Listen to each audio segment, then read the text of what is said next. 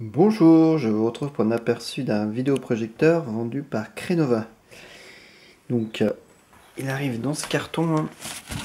On a voilà, des protections, du papier pour bien le protéger aussi. Il était entouré d'un film plastique pour pas qu'il ait de rayures. On a un mode d'emploi assez succinct qui comprend le français. Donc un câble HDMI, on a une lingette, donc ça c'est pour le projecteur, et on a des câbles pour l'audio. Alors côté connectique, on voit qu'il est très bien fourni, puisqu'on va se placer derrière. Voilà, on a deux ports USB, on a les sorties audio, on a deux HDMI, une sortie TV et une sortie VGA. Ça, c'est pour régler l'inclinaison. Ça, c'est le haut-parleur, assez puissant. Et donc, la prise électrique. On peut le commander ici, soit avec la télécommande très complète, il n'y a pas les piles de fourni par contre. Et le très bon point, c'est que voilà, je pointe vers mon écran et le vidéoprojecteur, voilà, s'allume, il passe en vert, hop, il nous met ça. Donc ça s'éteint, c'est classique, ça met un peu de temps à chauffer toujours, hein, faut pas s'inquiéter. Et donc ce que je voulais dire, c'est que du coup le récepteur de la télécommande infrarouge, il est là, et non pas sur le côté ou derrière comme on le voit souvent. Donc il est sur le dessus, ce qui fait qu'on peut prendre la télécommande d'un peu partout, et il va prendre le message, qui est super pratique parce que sur ceux que j'ai testé jusqu'à présent, c'était pas le cas.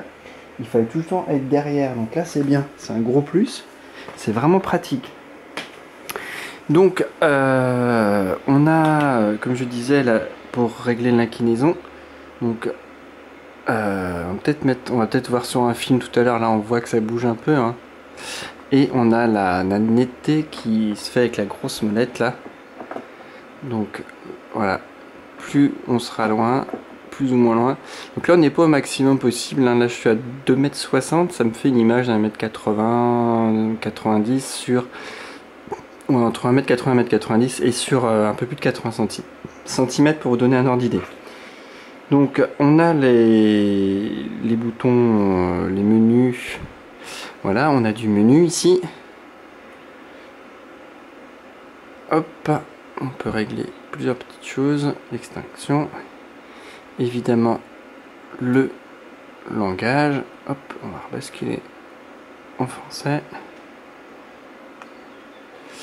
Et voilà, on a quelques petites choses comme ça, hein. En fonction, voilà, non, en français, c'est quand même mieux. Donc sinon, l'écran de départ est là, sinon on appuie sur source, hein. On a le bouton source qui est ici, pour sélectionner ce qu'on veut, là. Voilà, un AV. Là, je vais par exemple chercher mon USB 1 qui est ma clé. Donc je prends l'USB 1, je valide. Et je vais par exemple de la musique, je vais sur ma clé, je prends un album, hop, on va prendre celui-là, hop. 20h15 Voilà. en retard, 20h15 en retard, et encore une donc on entend le son plutôt bon, et en plus voilà, c'est standard, musique, cinéma, sport, et ça change un peu la qualité. Donc ça c'est plutôt bien. Voilà, on a plusieurs modes comme ça change un peu. Et c'est assez net. Je sais pas si le rendu est assez net là, mais en tout cas moi je vois bien la différence. On a un gros bouton volume, donc là je suis au maximum, 100. Donc le son est bon et couvre le bruit du ventilateur, hein. Là j'entends plus le ventilateur là. Donc le haut-parleur il est là, hein. Donc plutôt une bonne surprise point de vue du son, hein. Faut le dire clairement, c'est très bon. Alors on sort d'ici, on entend tout de suite les ventilateurs d'ailleurs, donc signe que ça le masquait bien. Un film sur une clé USB, on va tout de suite voir ce que ça donne. Hop. Alors là, j'ai fait exprès, hein. C'est pas très net, c'est pas très clair, c'était pour montrer que c'est quand même compliqué de regarder un film avec un éclairage. Là j'ai un volet qui est fermé sur la gauche et j'ai un volet qui est ouvert sur la droite et on voit que c'est compliqué, hein. Donc en plein jour, il faut abandonner l'idée de regarder. On a évidemment des boutons d'avance rapide, hein. Hop. Ça réagit au quart de tour et je vais fermer quand même le volet pour qu'on voit un peu mieux. Hop.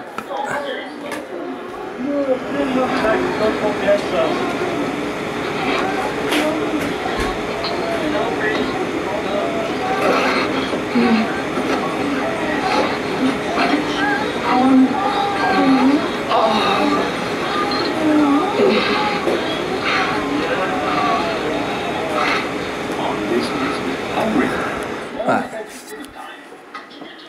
C'était un super extrait de film que j'ai pris complètement au hasard, hein. Voilà, désolé. C'est le hasard. Donc là on voit quand même mieux, mais ouais, il faut vraiment, pour en profiter pleinement, il faudra du noir complet. Donc là c'était sur une clé, donc maintenant on va essayer sur autre chose. Et on va essayer par exemple sur un disque dur. Là je me suis mis sur l'USB 2, hein.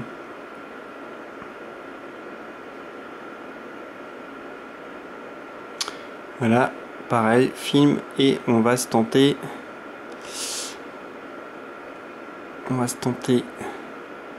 un petit alors on sélectionne en appuyant sur OK, on a une petite visualisation et après il faut faire play, hein. Pour lancer le film on se sert de la touche play et puis il va se lancer sur grand écran. Voilà, la télécommande est assez sensible et donc là voilà, c'est parti et on entend tout de suite. Alors j'avance, hein. Hop, donc ça on est sur un film équivalent Blu-ray, hein, puisque on est sur du 5 Go là. Mais et ben, comme vous pouvez l'entendre, justement, on n'entend rien. C'est le problème de bon nombre de projecteurs, c'est que dès qu'on passe 2 canaux audio, et ben on n'a plus de son. Donc là c'est le cas aussi. Donc on peut abandonner la plupart des films qui sont en 720 ou 1080p. Puisque ils ne sont pas décodés naturellement par l'appareil. Donc c'est quand même un gros souci qu'on retrouve sur pas mal de projecteurs et c'est vraiment dommage. Sinon on peut mettre du 16/9. On a un bouton, voilà, pour 4 tiers, on met 16/9 ou auto. On a aussi une fonction zoom qui nous permet de mettre du x2, x4, x8 ou de revenir en arrière, hein. Des fois ça peut servir aussi. Donc ça c'est assez intuitif, hein. On navigue très bien, on a une barre d'infos qui nous permet aussi de faire pas mal de petites choses. Voilà, on pourra bien régler. Hop, et toujours le bouton soit retour, soit menu si on veut. Non, menu si on va carrément dans le menu, c'est retour si on veut revenir à un écran. Au point de vue des images, ça décode aussi. Alors on va repasser du coup sur hop, on va repasser sur l'USB 1.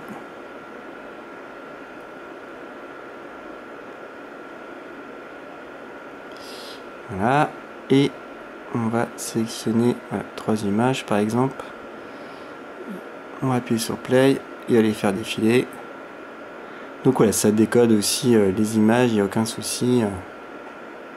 On a un bon rendu.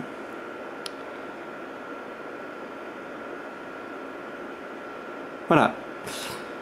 Donc on a à peu près fait le tour, hein. Pour le couper c'est simple, hein. On a le bouton voilà, off et il va repasser en rouge. Donc pour résumer, pas très bruyant.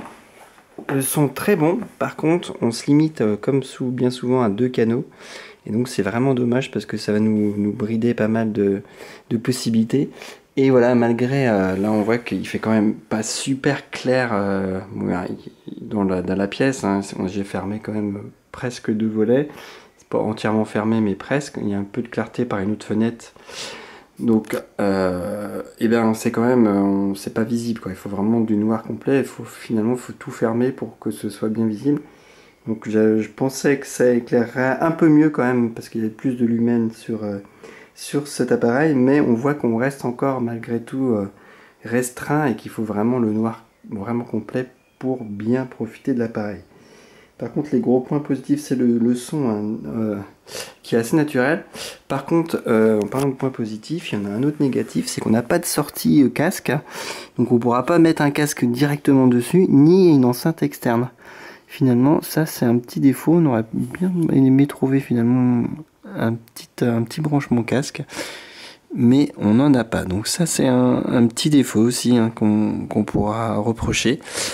Sinon, bah oui, belle qualité d'image quand même, hein. Bon son, pas très bruyant franchement. Je trouve que le son couvre bien l'image. Donc voilà ce qu'on pouvait dire en quelques mots sur ce vidéoprojecteur. Merci pour votre attention. Bye bye et bon film à vous.